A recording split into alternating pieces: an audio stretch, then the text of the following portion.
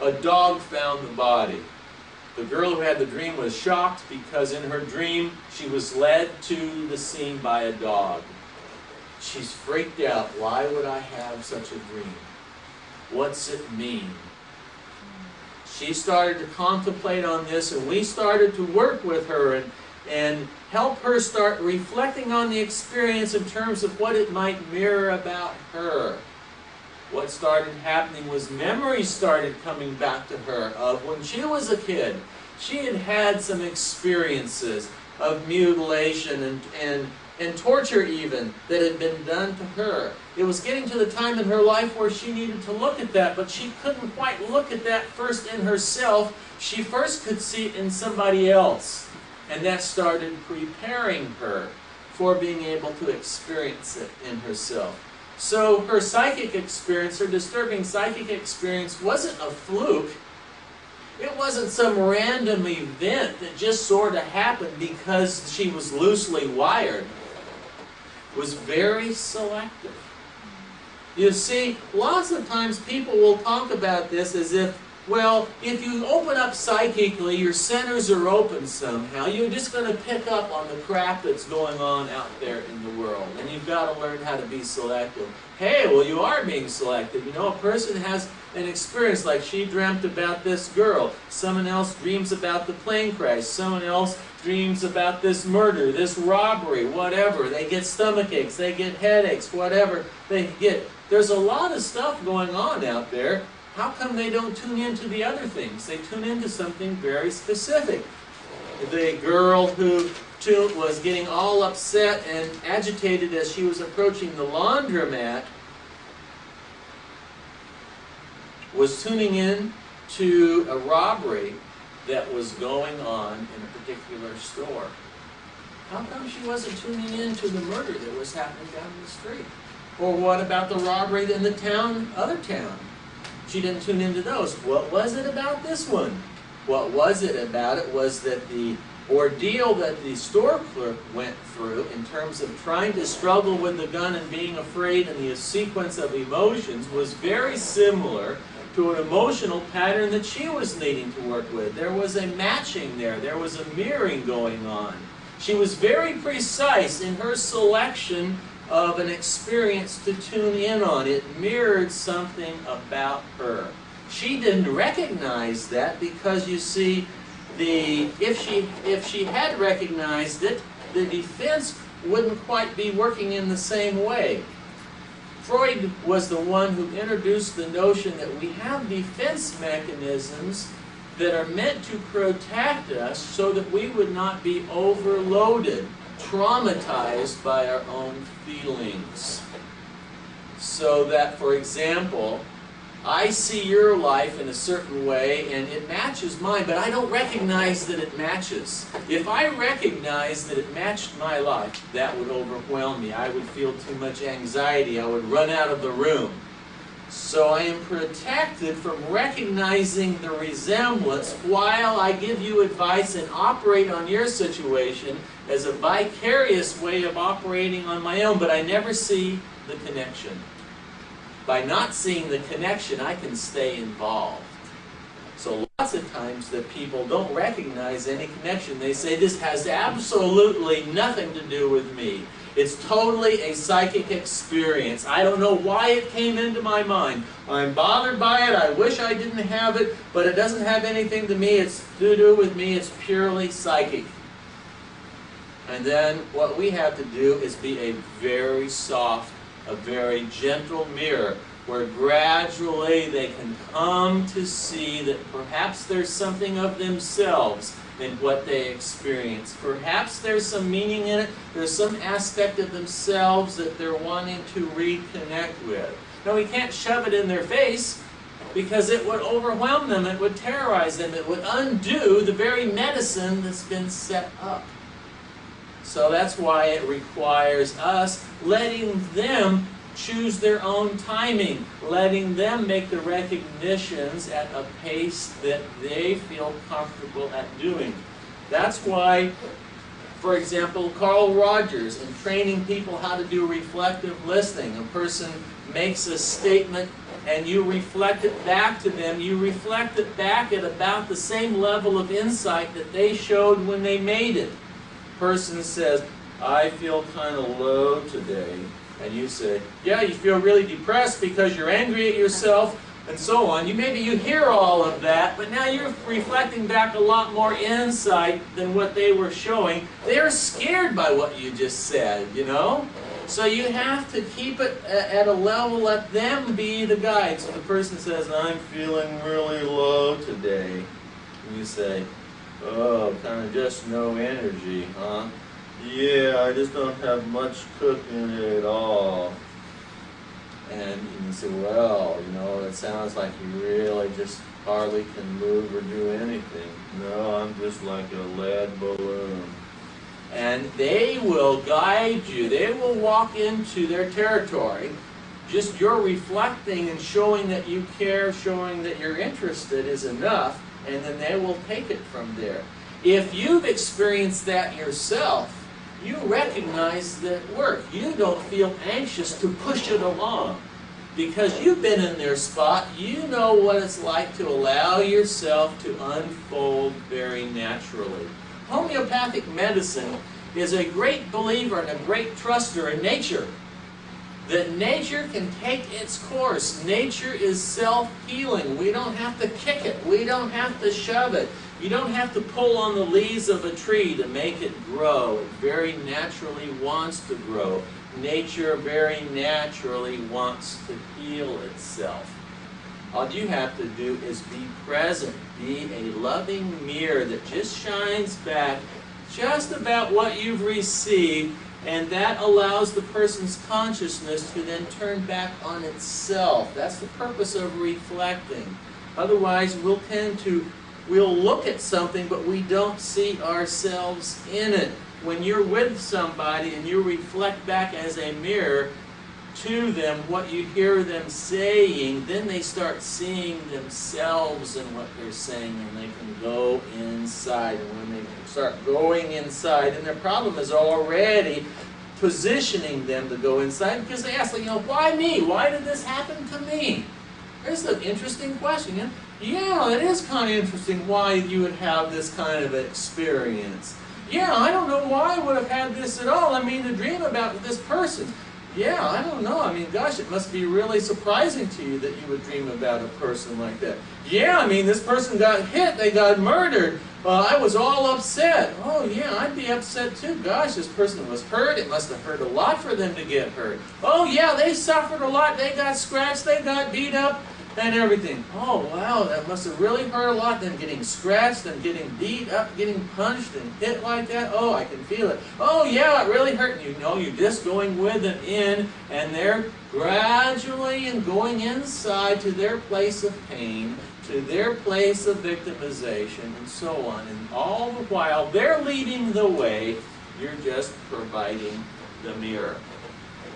And that, although it doesn't seem like you're doing anything, it doesn't seem like you're using any kind of hypnotic technique or laser beam psychic ability or what have you, you're just being present, providing a consciousness. But this is I think the very essence of healing from a spiritual point of view, because it's profound trust in life itself to be self-curative, self-healing. And it's a surrendering of any of the ego's point of view that would make a judgment about this is good and this is bad, which only would contribute more to the situation, because the person got into the situation anyway by this either-or separation, black and white kind of a and/or kind of position. And we're getting back into the integration, the bringing together, the embracing with that which was rejected. It's like the prodigal son, or bringing back the neglected element. And the reason, too, that there's sometimes that a feminist perspective is put on this is because in a patriarchal society, a lot of the receptivity the going with the flow and other aspects of being are rejected in favor of power, control, predictability, being in charge, being on top of. All of those qualities are brought to the forefront, and the qualities of being able to understand, connect with, embrace, be one with, and so on are being suppressed. This whole approach to healing reverses that and emphasizes the acceptance, the joining up with, the being present for, and the word that's often used is container or vessel, where you can sit and hold the person, hold the pain, which means be with it, not operate on it, not try to change it, just be with it.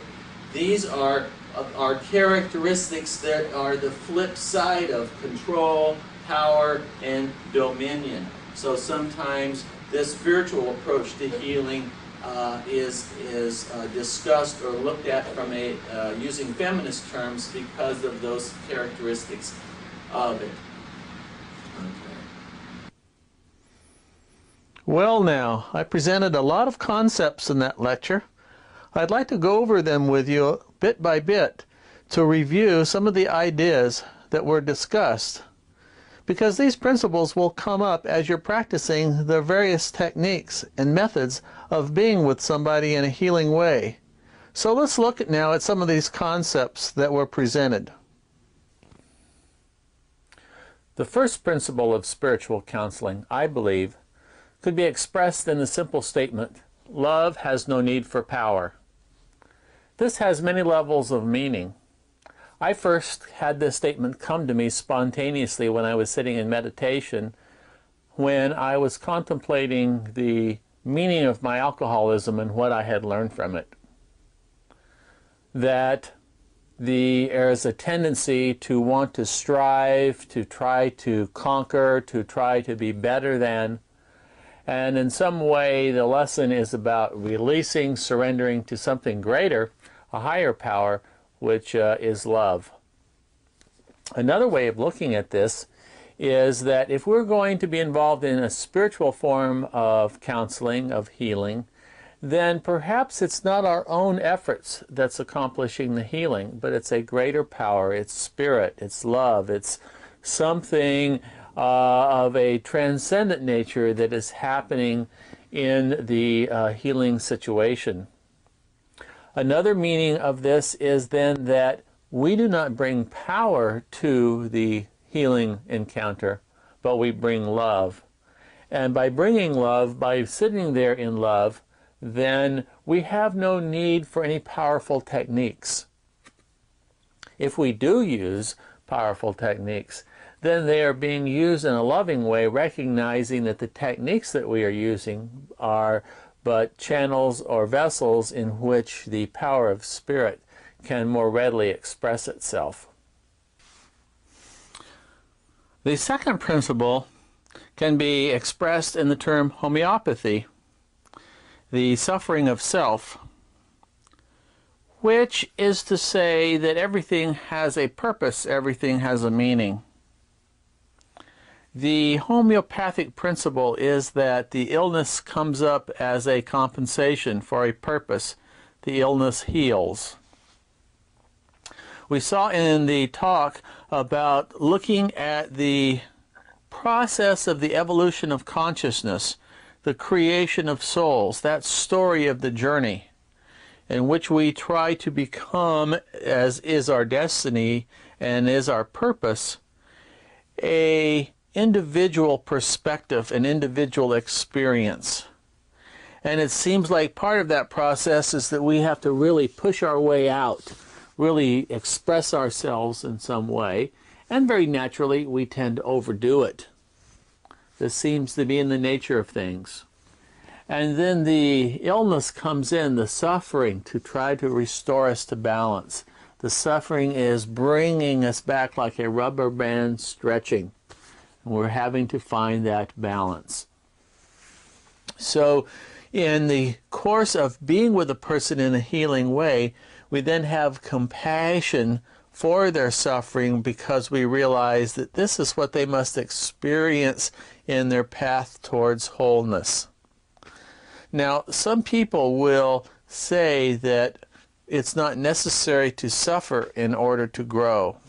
And we'll keep an open mind about this because things are always changing. Consciousness, as it evolves, finds new ways of expressing. And so that just because for the last few thousands of years there's been this accumulated wisdom that no pain, no gain, doesn't mean that we might be getting to achieve a place where we can learn through joy, learn through pleasure. Some people talk about the difference between karma and grace. And perhaps we can explore some of that. But at the same time, to telling a person or coming at a person with the attitude, there's no need for the suffering, is like saying you have no need for correction. And yet at the same time, this suffering that they're having is an expression of some need. So we want to have a compassionate attitude toward that. Now, we want to take into account at the same time that many people who've had experiences of cosmic consciousness have reported that in those moments they would just sit back and marvel at everything and how perfect everything, including people suffering, everything was working out as it was meant to be.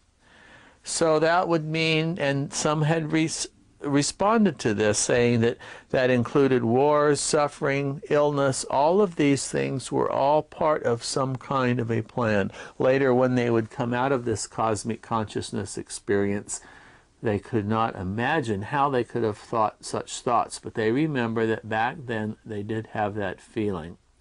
So we have to be sympathetic and open to the mystery that's contained in the experience of the suffering, of the illness, if you will. A third principle, and it relates to homeopathy or the suffering of self, is that what the person is encountering is self. That the illness in some way is like holding up a mirror to the person. And if we are to aid in the messenger, the God within the illness, if we are to be an aid to the gods in our role as therapist, then we too must be holding up a mirror to the person. We must allow our presence to help that person find themselves in their suffering. This is very important, and it works in many ways. First of all, we bring this understanding to the situation. This can come about through experiences that we've had ourselves, as I described some of my own experiences. This is brought about by an attitude that we have when we're working with a person, that somehow they are going to find themselves in this suffering, in this illness. It also comes about through the different ways in which we have the person be with their suffering, that they can like look in a mirror and experience their pain, look in a mirror and ask their pain, what are you showing me? What do I see of myself in you? When we tune in at the various levels and use our powers of empathy, our powers of compassion, this type of receptivity, and can be with the person like a mirror that says, look, as I'm with you, this is what I experience. What are you experiencing? Let's live this fully. Let's listen to it, and it will teach us, it will guide us. That this is a very powerful process of being the mirror, of helping them find the mirror for themselves within their own process, within their own suffering. For you know, when you look in the mirror, you're ultimately looking at God. God who's trying to get out and live more fully in your body, in your experience. I discussed in this lecture the person who has a disturbing psychic experience. This is because at Atlantic University we've done a lot of work with people who are having those kinds of problems, partly because this is part of the Edgar Cayce legacy. and also because it provided us with a very special opportunity to look at a particular problem that seemed to have very special qualities, psychic ability, mystical events, and so on, and yet find within these situations normal processes going on in which a person is looking for a way of experiencing the mirroring in their problem, in their situation. Now, they're not aware of this, but their indirect or vicarious suffering through telepathic or psychic means was bringing back to them something that they had lost, a part of themselves. It was kind of like the return of the repressed, where something is pushed away because it's too painful. And then another experience, another channel brings back this part that's been pushed away, but in another form, a form that can be looked at, that can be related to. The message is still there, the suffering is still there, the person has to come to re-own some feelings, but it comes in a way that they can accept the pain, the suffering that they have to go through. So that very often then what a person is doing is recapturing some part of themselves. You know, we tend to get a particularly one-sided and through the use of power and coping and striving, and then other parts of ourselves tend to get neglected, and these parts come back. The illness remembers us, puts us back together again, and we as the healer are staying present for this process, helping the person go through it. Another principle was healer, heal thyself. In other words, that in order for you to be maximally effective as a healing presence, you have to be able to stay calm, stay loving, stay acceptant, not freak out, not overreact, not run away. Even if you do have emotions, that they're not predicated on the fact of you resisting the problem. And this comes about, or this is possible, because of the healing experiences that you have had. We're going to see here briefly an example of what it might be like to not have worked through a process yourself and then trying to help somebody else with the problem. You tend to bring your own defenses into play. What you look at as helping them, you're actually making it worse. You're training them in how you resist dealing with the problem yourself. Then you become a counter-reactive. You're somebody who is in some way, either by trying to beat down the problem or run away from it, you are not being helpful. And we all get into these situations. We're not pure. Many people say that the reason they engage in therapy, the reason they engage in some healing modality is to heal themselves. I've often thought many times when someone would come to see me, what part of myself is in need of healing that this person would show up in my life? Because undoubtedly, as I'm working with them, as I'm trying to stay centered and loving and acceptant with them, things come up.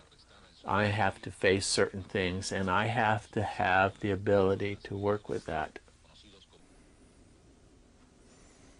The last concept that I'd like to remind you of is that of medicine. We can think of this in the Native American way of gaining your medicine, learning your medicine, discovering your medicine. Medicine is what heals. Well, what is medicine in the Native American way? It is lessons learned. It is experience. It's the power that comes to you through the development of your consciousness.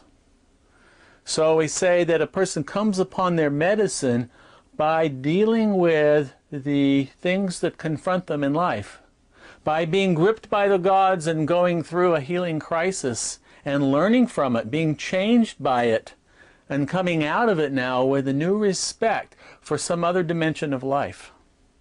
And then having this awareness, you're able then to share it with others.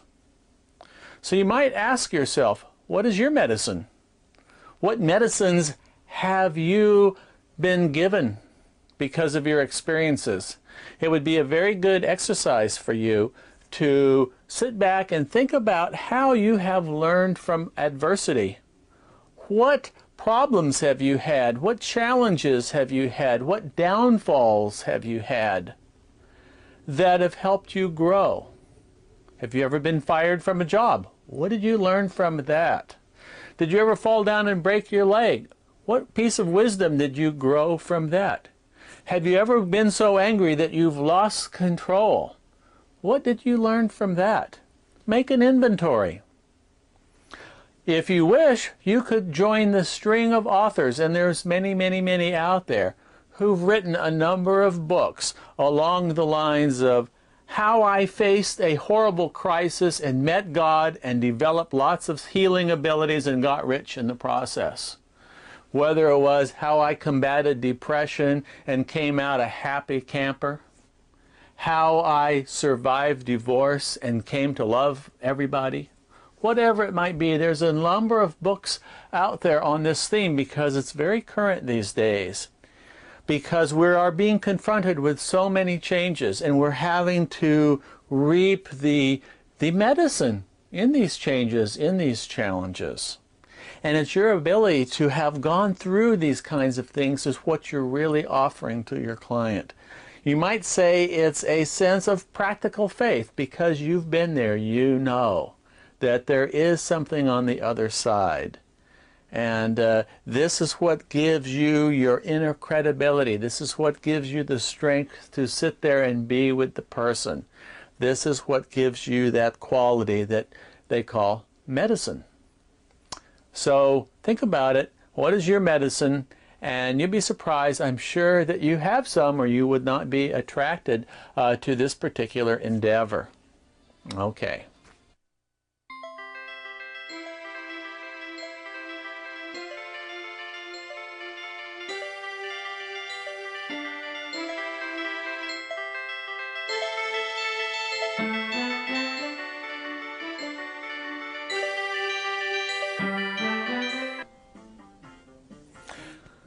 Let's talk about the healing encounter for a moment. Has it ever occurred to you that one of the values of being a healer is that you get healed yourself? Well, it definitely happens. You can say that being a healer is one way of working on yourself. Perhaps because it brings up so many challenges, so many opportunities. Because you're only working with yourself the whole time. You're trying to maintain a certain environment in which the other person can use that environment to heal themselves.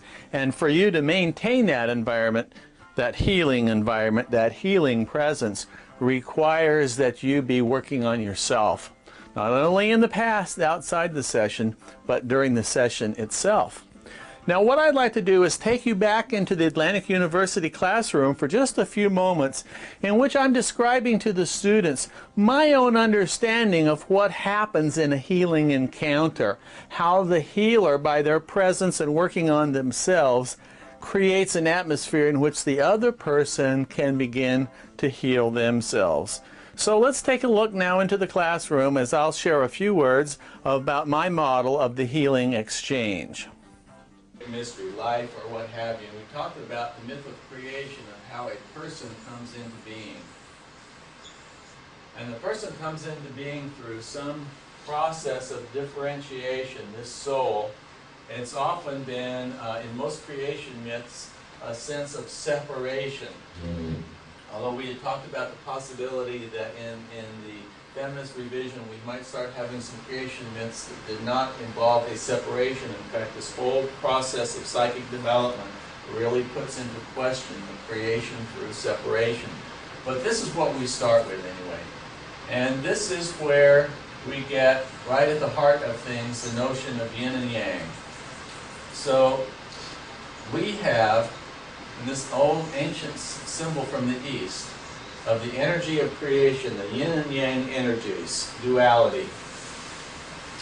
One of the dualities is me versus the rest of the world. That makes me somebody, because here I am. What do I mean by me? I mean everything other than that. It's me, I'm here, that's everything else.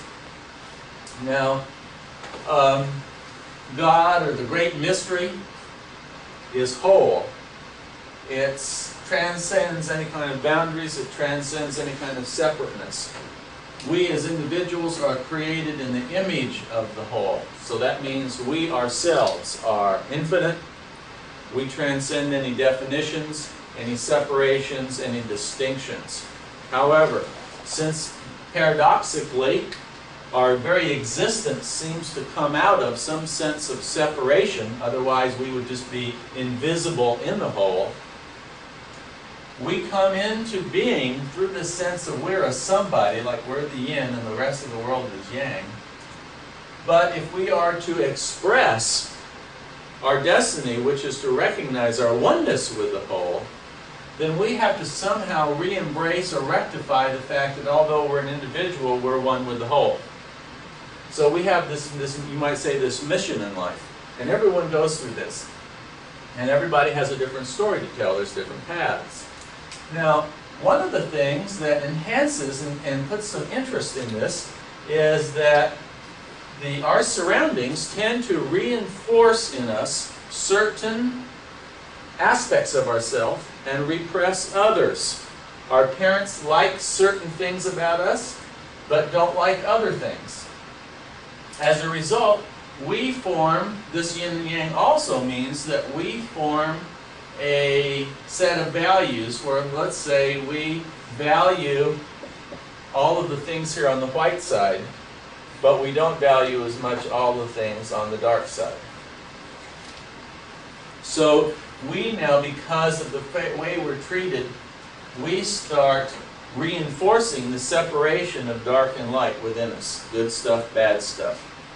And this is also in the story of creation in the Garden of Eden, where through disobedience and eating the apple, they come to a certain consciousness, which is the consciousness of self, yet at the same time, they are made to feel guilty. And one of the things that they do, you notice in the story, and it's very important for our work, is that when Adam and Eve eat of the tree of knowledge, then they feel ashamed and they put on the fig leaf.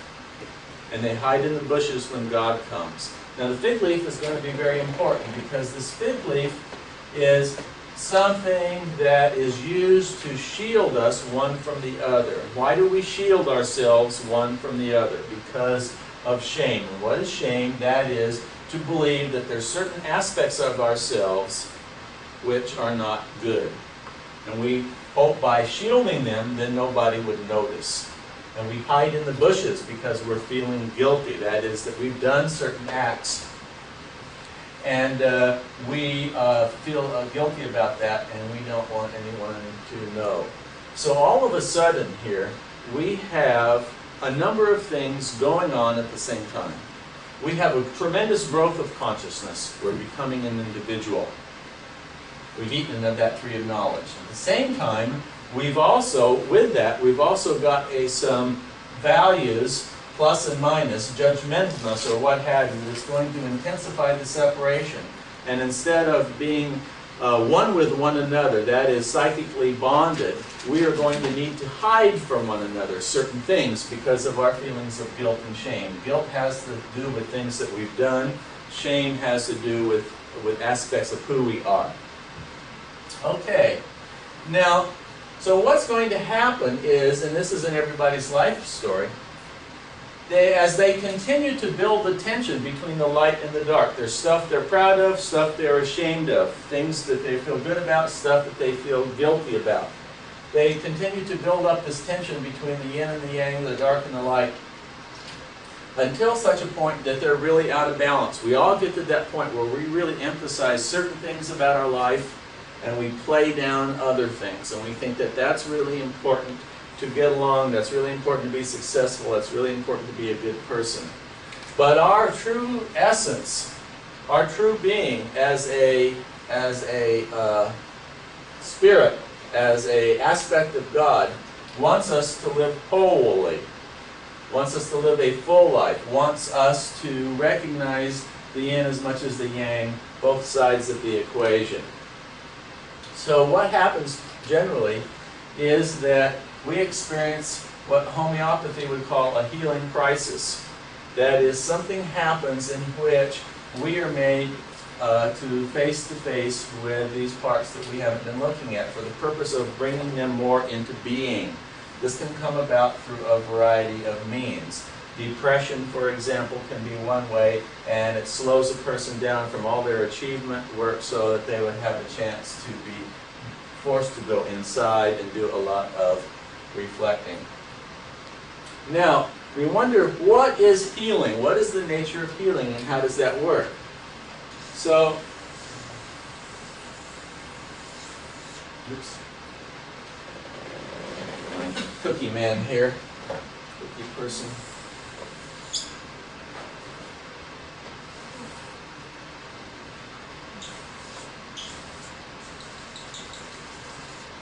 Well, this is to represent somebody and their sense of separation, yin and yang, good and bad, and so on.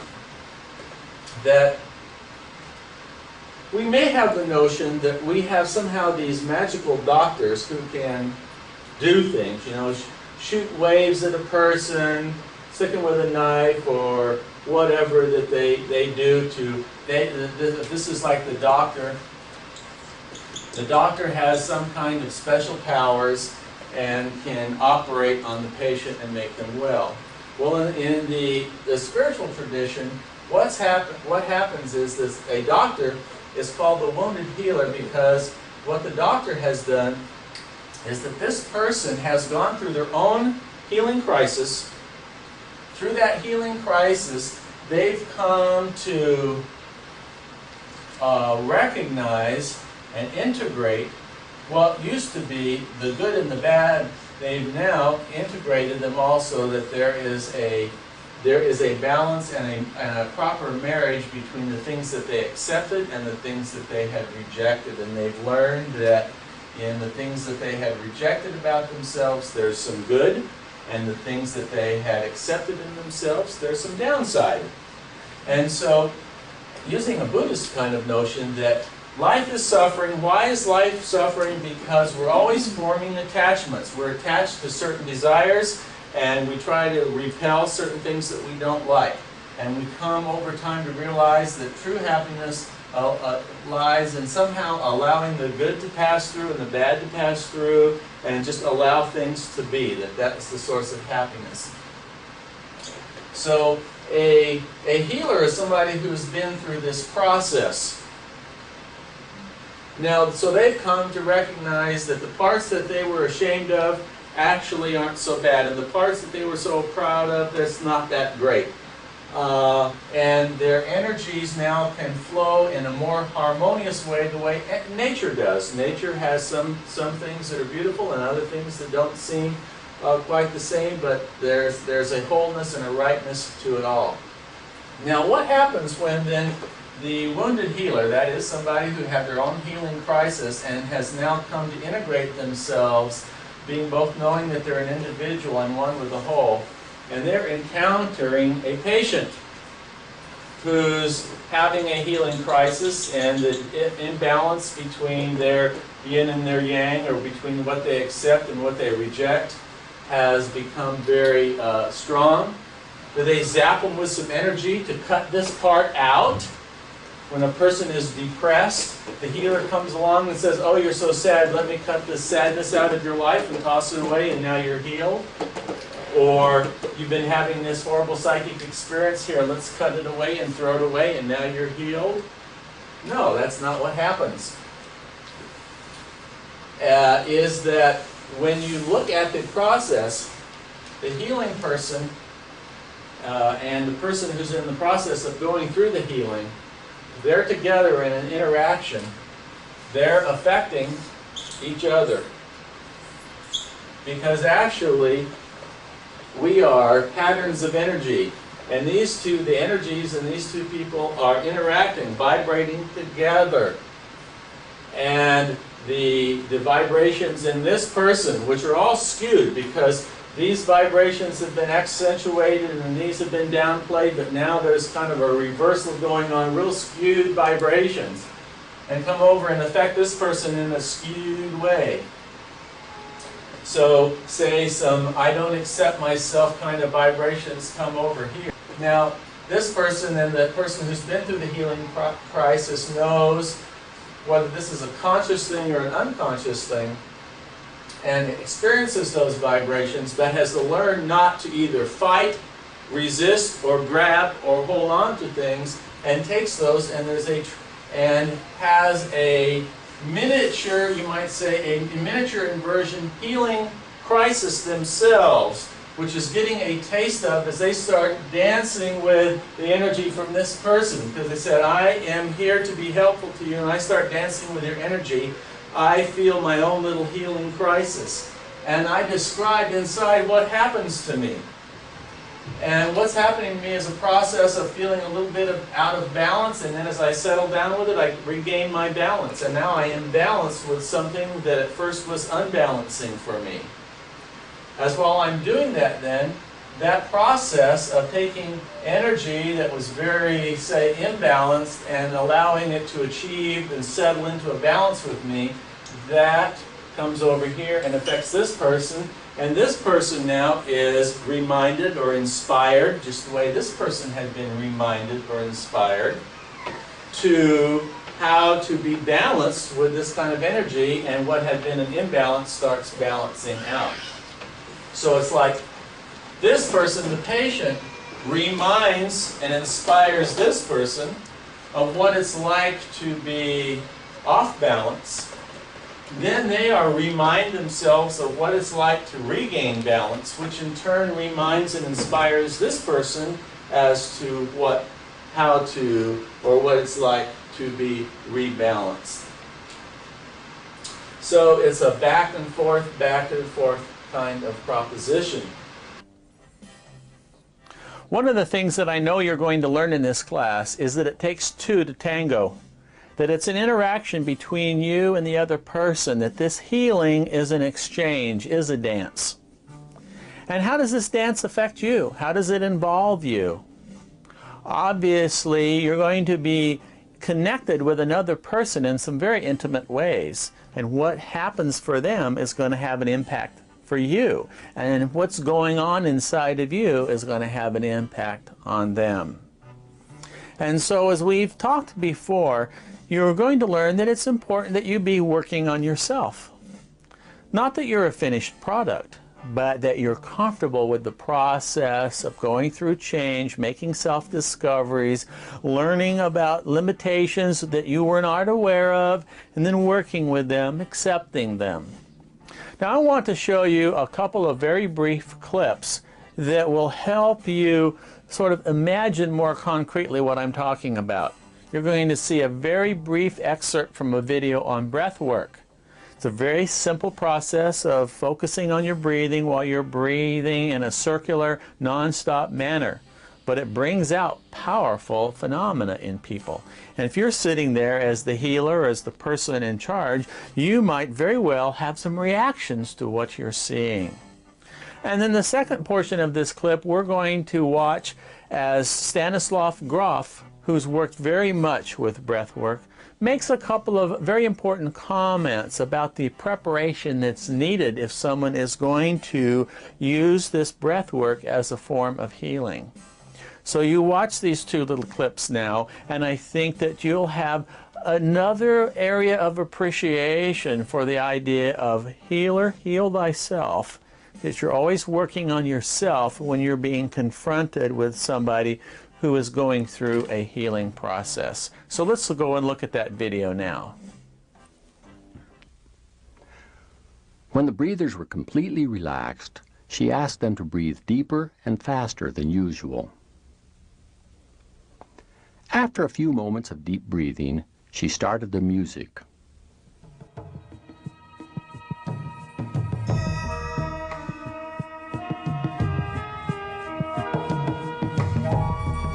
It was quite loud, mysterious, and involved provocative, primitive rhythms. For the first 15 minutes or so, the group seemed quite subdued, and I worried that the presence of the camera crew might inhibit the participants. As it turned out, I was wrong.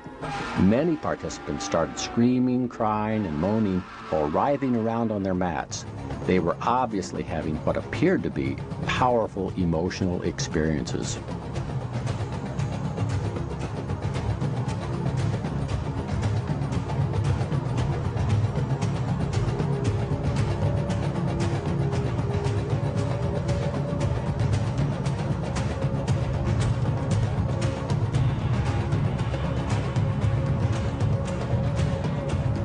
Later in the session, the sitters and other facilitators did body work on some of the participants.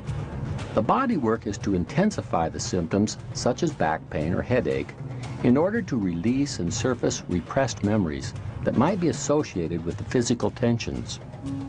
After about 2 So these are very, very therapeutic, very transforming, healing experiences. You know, my background is as a clinical psychiatrist, so this is where I came from, and I'm very, very interested in this healing potential.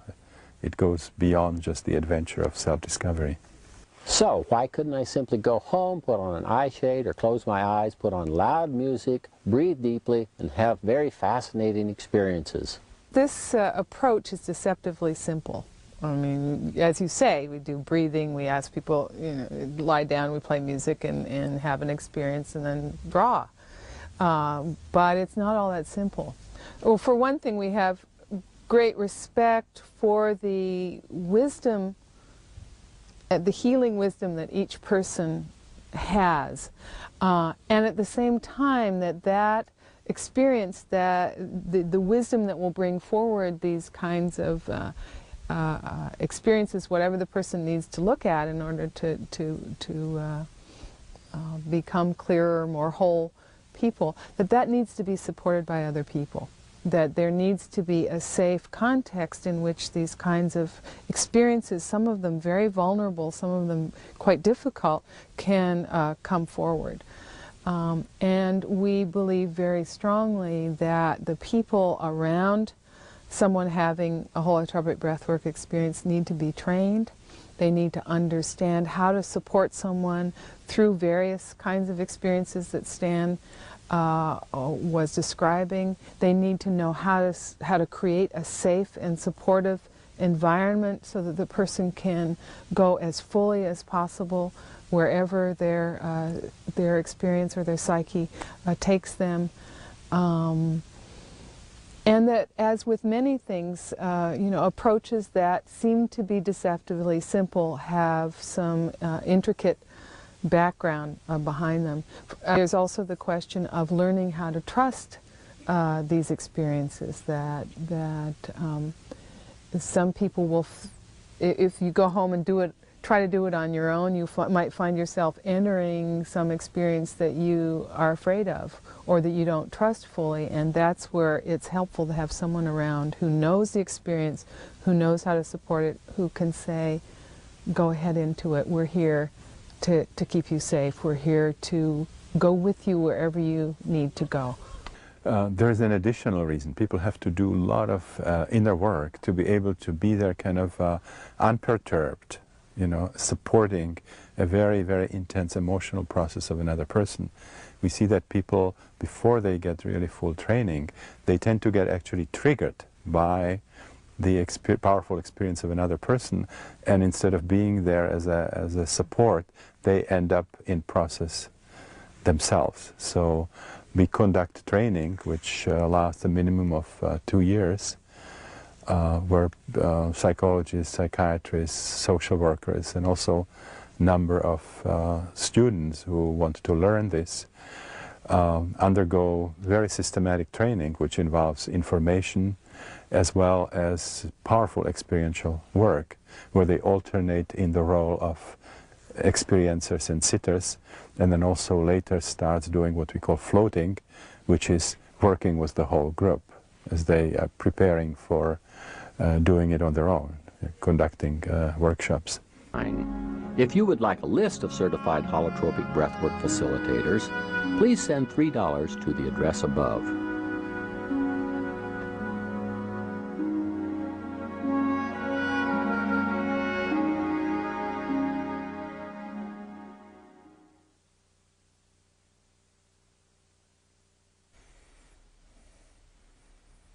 Well, you won't be learning about how to do that breath work in this course. I would write to Stanislav Grof and learn how you could take one of those workshops. In this class, you're going to learn the fundamentals that he talked about. That is, to become a trustworthy and safe place for someone to explore themselves. As you learn to be more comfortable with the healing process within yourself, then others can count on you to provide a safe place while they're exploring themselves. So what does it mean to be a healing presence? How can you become a safe place? These are the things that we'll be exploring in this course. Now, to prepare yourself, you can look through the written material that accompanies this video. You'll see several books on the subject of being a healing presence. And I suggest that you read through some of these. The students have worked very hard to prepare understandable digests of this complex material, enabling you to read and scan much more information that you'd be able to do if you had to read these books directly yourself. So let's stop now and give you some chance to do some reading, and in the next video we'll be taking up the very first exercise, which of course has to do with working on yourself to provide yourself an own safe place where you can be a healing presence with your own self. So until then, goodbye.